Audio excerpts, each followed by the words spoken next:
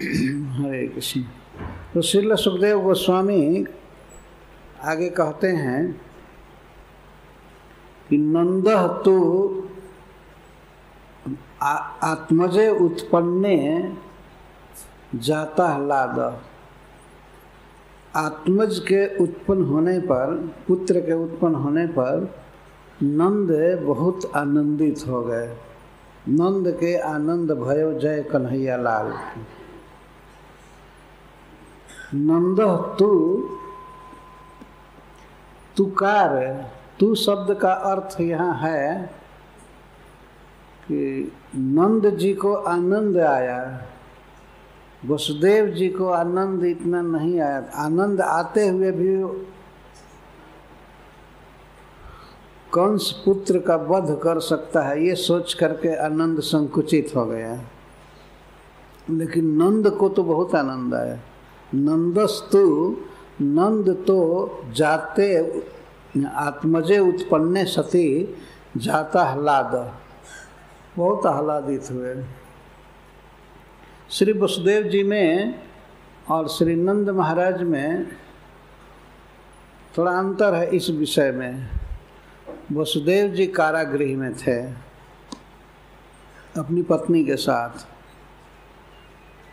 और पुत्र उत्पन्न हुआ तो ऐसी स्थिति में उत्सव मनाने की बात तो दूर रही, वसुदेव जी सूचना भी नहीं किसी को दे सकते थे कि उनको पुत्र प्राप्त हुआ है। बहुत भय था कंस से। कंस वसुदेव जी के 6 पुत्रों की हत्या कर दिया था और 8वें पुत्र की बात सुनने पर तो वो निश्चित ही मारने की चेष्टा करता है। अतः वसुदेव जी को जितना आनंद हुआ कृष्ण के उत्पन्न होने पर, आविर्भूत होने पर, उतना ही शोक भी हुआ। अतः शोक दबा रहा था आह्लाद को, आनंद को। इसीलिए सुखदेव गोस्वामी कहते हैं नंदस्तु आत्मजे उत्पन्न जाता ह्लाद। लेकिन नंद महाराज तो पुत्र उत्पन्न होने पर बहुत आनंदित हो गए, बहुत आनंदित हुए। इस श्लोक से पता चलता है कि जिस प्रकार श्री वसुदेव जी के यहाँ भगवान अवतार लिए, उसी प्रकार नंद बाबा के यहाँ भी अवतार लिए, केवल मथुरा से गए नहीं। ऐसे कई बार ये बात कही गई है कि श्री कृष्ण नंद महाराज के आत्मज हैं।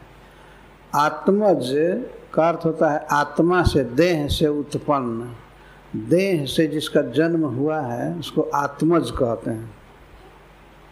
पिता के देह से अपनी पत्नी के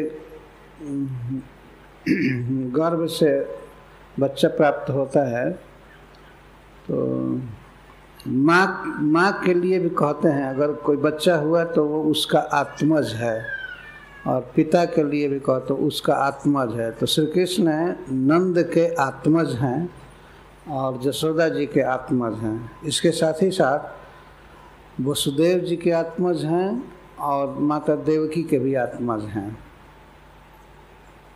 दोनों के आत्मज हैं। जिस प्रकार देवकी के गर्भ में श्री भगवान रहे, उसी प्रकार यशोदा के गर्भ में भी रहे। इस वाक्य सिद्ध कर रहा है। नंद महाराज आत्मज के उत्पन्न होने पर आह्लादित हो गए। इस पर एक शंका हो सकती है और तर्क किया जा सकता है कि नंद बाबा को जब सवेरे पता लगा कि उनको पुत्र हुआ है, तो मथुरा के वसुदेव जी के पुत्र गए थे, उसी को ही अपना बेटा समझ रहे थे। नंद बाबा बेटा समझ रहे थे, कोई बात नहीं, लेकिन सुखदेव गोस्वामी क्यों आत्मज कह रहे हैं, उसमें कुछ कारण है। गर्गाचार्य भी कहे हैं प्रागयम वसुदेव से क्वचित जातस्तवात्मज। हे नंद महाराज, आपका यह पुत्र पहले कभी वसुदेव जी का पुत्र बना था। तव आत्मज, आपका पुत्र कभी वसुदेव जी का भी पुत्र बना था। तो नंद बाबा ये समझ रहे थे कि गर्गाचार्य जी ये कहना चाहते हैं कि पूर्व जन्म में कभी यह बच्चा वसुदेव जी का भी बच्चा रहा है, तो बहुत अच्छा है कि दोनों भाइयों का ये पुत्र रहा है। पर नंद बाबा ये नहीं समझ रहे थे कि इसी जन्म में पहले वसुदेव जी के यहाँ प्रकट हुआ और फिर नंद बाबा के यहाँ। जो कुछ भी हो, श्रीपद गर्गाचार्य ये कहते हैं कि आपका आत्मज, आपका खास पुत्र यह कृष्ण पहले वसुदेव जी के यहाँ भी जन्म लिया था। इसके साथ ही साथ सबसे बड़ा प्रमाण है श्री ब्रह्मा जी का वाक्य। ब्रह्मा जी जब भगवान से स्तुति कर रहे हैं तो कहते हैं नौमिढ़ तेंग्र बपुसे तड़िदम्बराय गुंजावतंस परिपिच्छ लसन मुखाय वन्य सृजे कवल वेत्र विषाण वेणु लक्ष्म श्रिये मृदुपदे पशुपांग जाय। पशुप अंग जाय, निश्चित है कि वसुदेव जी पशुप नहीं थे, पशुओं का पालन करने वाले नहीं थे। नंद बाबा पशुप थे। पशु प या गो प जो गायों का पालन करें या पशु का पालन करें वो है पशुप। पशुन पाति इति पशुप तस्य अंग जाय। नंद बाबा के शरीर से आप उत्पन्न हुए हैं, जन्म लिए हैं, आपको मैं नमस्कार करता हूँ। ब्रह्मा जी का यह वाक्य, ब्रह्मा जी का वाक्य मिथ्या नहीं हो सकता है। तो श्री कृष्ण नंद महाराज के पुत्र हैं, तो वे जसोदा के गर्भ से जन्म लिए हैं।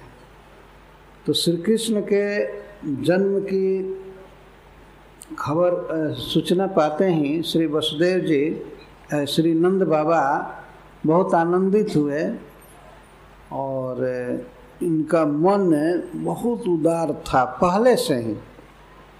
महामना का अर्थ होता है बृहद मन वाला, जिसका मन बहुत बड़ा हो उसको महामना कहते हैं। महा का अर्थ ही होता है बड़ा, बड़ा मन वाला, बड़ा दिल वाला, महा उदार। नंद बाबा बहुत प्रसन्न हुए।